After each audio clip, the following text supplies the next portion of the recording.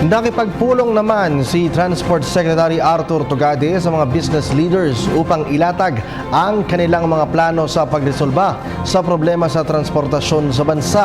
Sa isinagawang forum sa World Trade Center, binigyang diin ni Tugade ang mga plano ng pamahalaan para masolusyonan na ang transport crisis. Ani Tugade, para sa problema sa trapiko, bumuo na sila ng traffic management team na mahigpit na ipatutupad ang mga polisiya gaya ng no parking, anti-colorum at anti-smoke belching.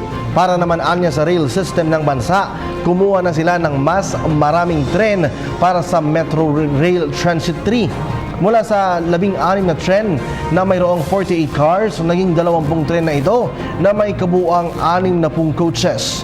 Maliban naman rito, mula sa 40 km per hour, dadagdagan din nila ang bilis ng tren hanggang 50 km per hour.